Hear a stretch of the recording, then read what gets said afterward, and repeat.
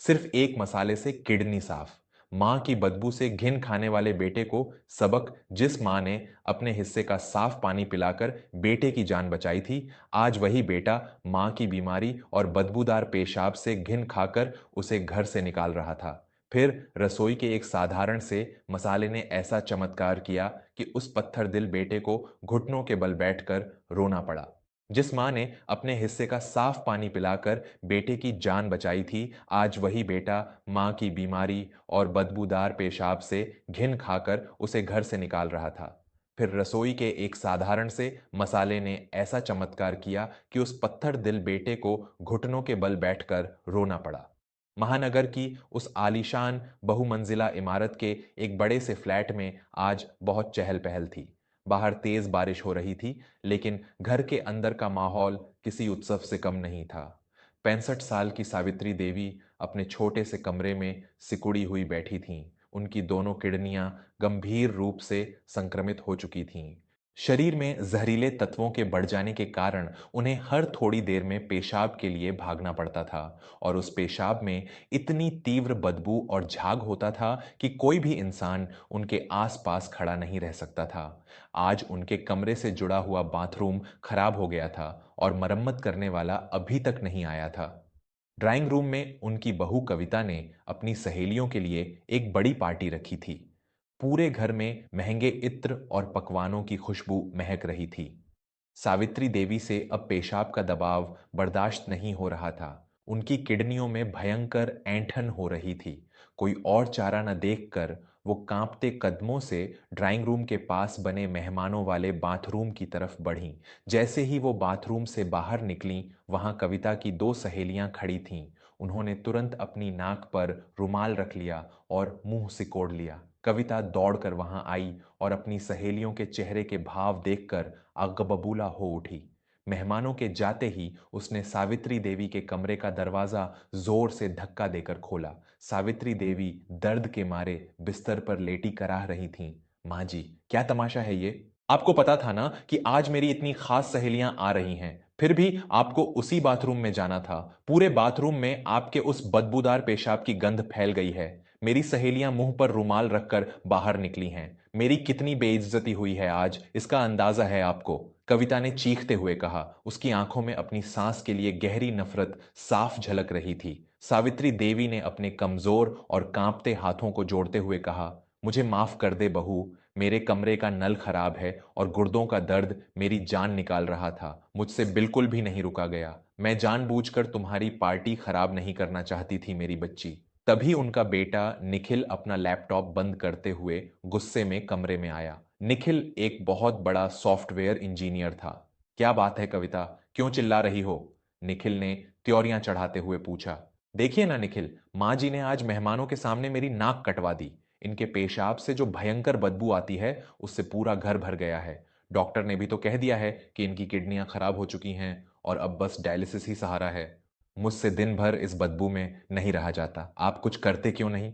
कविता ने शिकायत करते हुए कहा। निखिल ने अपनी मां की तरफ एक ठंडी और कठोर नजर डाली और बोला, मां, कविता सही कह रही है। हम दोनों काम करने वाले लोग हैं। हमारे घर में बड़े बड़े लोगों का आना जाना होता है। आपकी इस बीमारी और इस बदबू ने हमारा जीना मुश्किल कर दिया है। मैंने फैसला कर लिया है।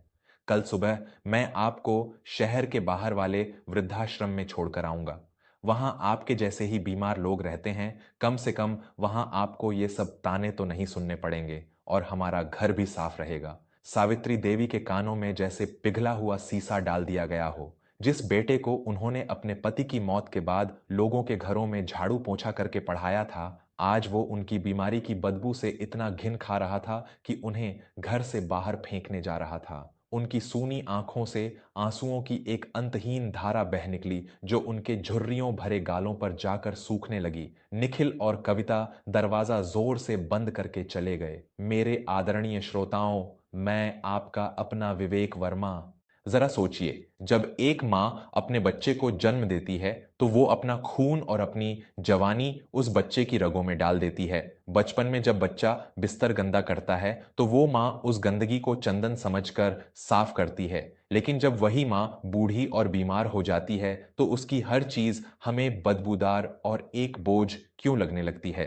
अगर आप भी मानते हैं कि दुनिया का सबसे पवित्र रिश्ता माँ और बच्चे का होता है और बुजुर्गों का सम्मान ही असली तरक्की है, तो अभी वर्मा स्टोरीज को सब्सक्राइब करें। आपके एक सब्सक्राइब से मुझे ऐसी ही दिल को छू लेने वाली और समाज की सच्चाई दिखाने वाली कहानियां आप तक पहुंचाने की शक्ति मिलती है। अपनी भावनाओं को आवाज देने के लिए वर्मा स्टोरीज को सब्सक्राइब करके हमारे इस परिवार का एक अटूट हिस्सा बने। उस रात सावित्री देवी एक पल के लिए भी नहीं सो सकीं। वो अपना पुराना सा सूटकेस निकालकर उसमें अपनी दो चार साड़ियां रखने लगीं। हर एक साड़ी रखते हुए उनके हाथ कांप रहे थे और दिल बैठा जा रहा था। अगली सुबह निखिल अपनी गाड़ी की चाबी निकालते हुए बाहर खड़ा था। जल्दी कीजिए माँ, मुझे दफ्तर के लिए भी देर हो रही है।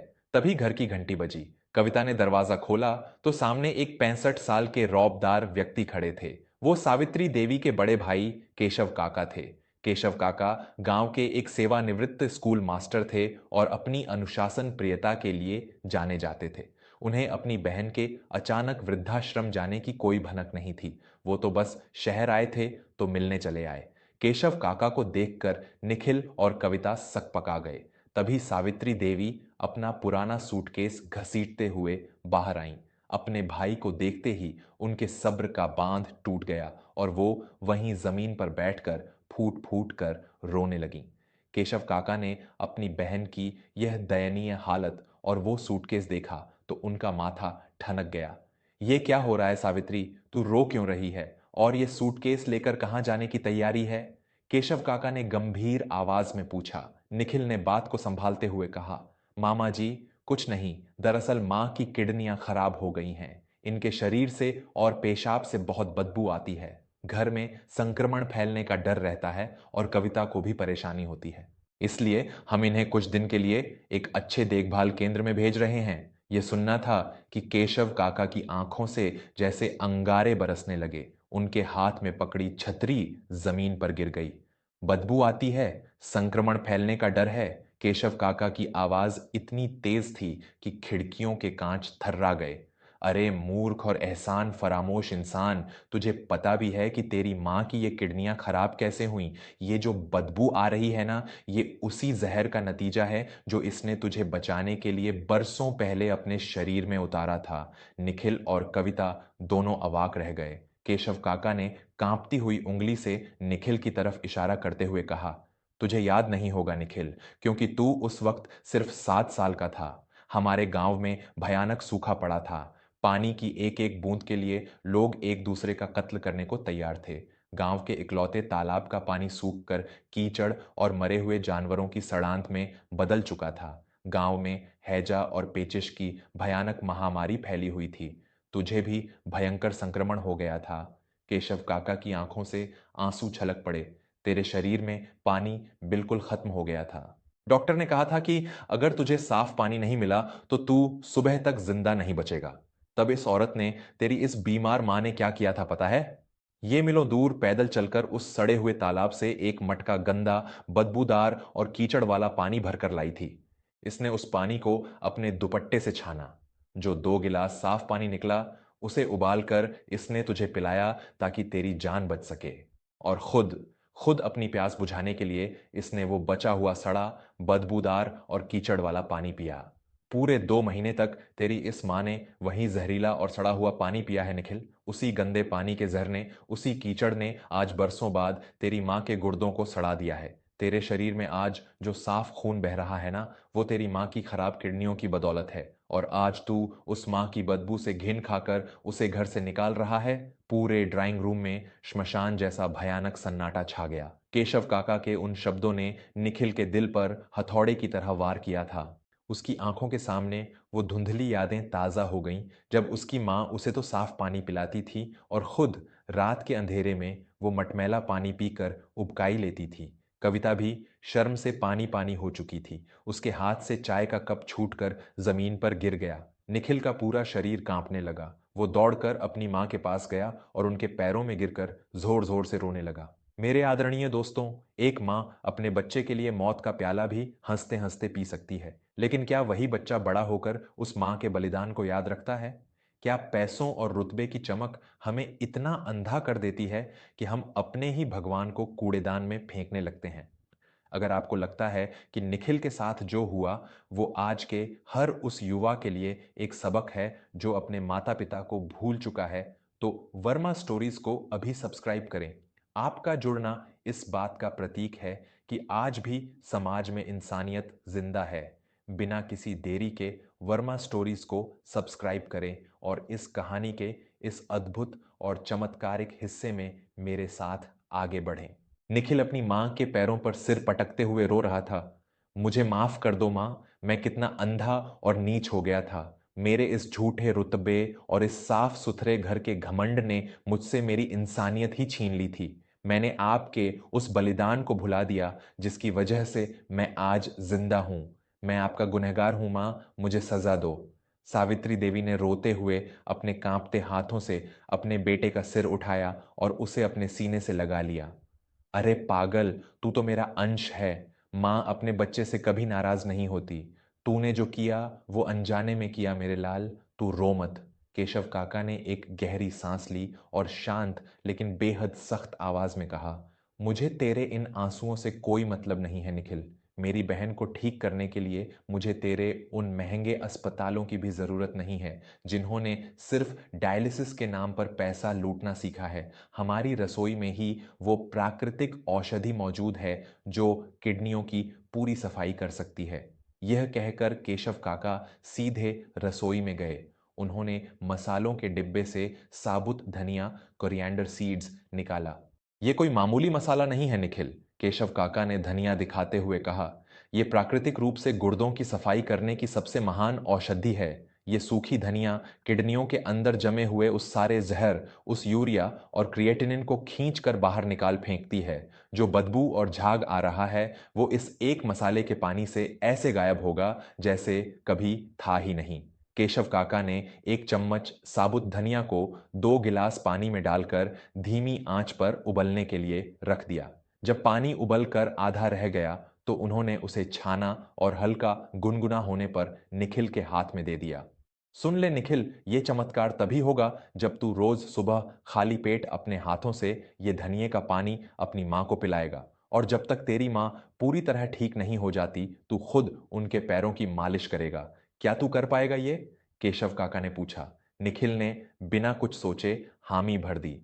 उस दिन के बाद से उस घर की पूरी दुनिया ही बदल गई। निखिल के लिए वो धनिए का पानी बनाना कोई काम नहीं बल्कि अपनी मां की पूजा करने जैसा हो गया था। रोज सुबह वो अपनी मां के उठने से पहले पानी तैयार करता और अपने हाथों से उन्हें पिलाता। कविता ने भी अपने व्यवहार में पूरी तरह बदलाव कर लिया था। वो अपनी सास के लिए सही और परहेज वाला खाना बनाती और उनके साथ घंटों समय बिताती। और सचमुच आयुर्वेद की उस महान औषधि और एक बेटे के सच्चे प्रेम ने वो चमत्कार कर दिखाया जो लाखों की मशीनें नहीं कर सकती थीं।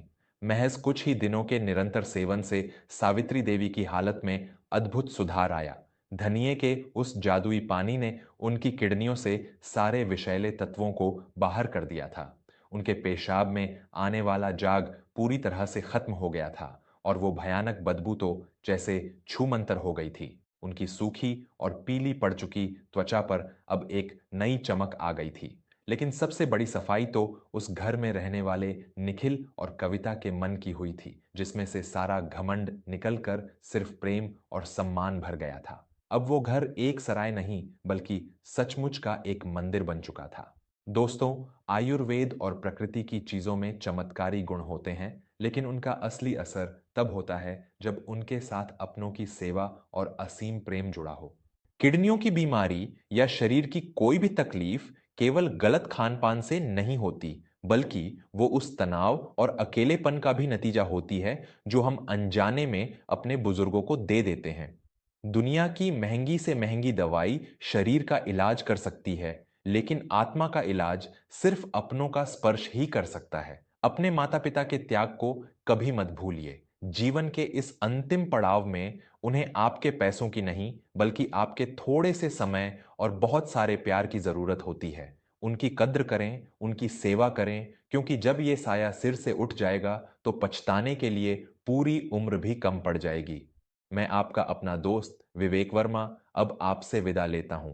अगर इस कहानी ने आपके दिल के तारों को गहराई से छुआ है और आपकी आंखों में भी अपने माता पिता के लिए थोड़ी सी नमी आई है, तो कृपया वर्मा स्टोरीज को सब्सक्राइब जरूर करें। इस कहानी को अपने परिवार के हर सदस्य और हर उस इंसान तक पहुंचाएं जिसे आप सच्चा प्यार करते हैं। कमेंट्स में जय माता पिता जरूर लिखें और मुझे बताएं कि आप अपने माता पिता की सेहत और उनकी खुशी का ख्याल कैसे रखते हैं। वर्मा स्टोरीज को सब्सक्राइब करके हमेशा ऐसे ही हमसे जुड़े रहें, स्वस्थ रहें, मस्त रहें और अपनों के प्यार के साथ हमेशा आबाद रहें। धन्यवाद।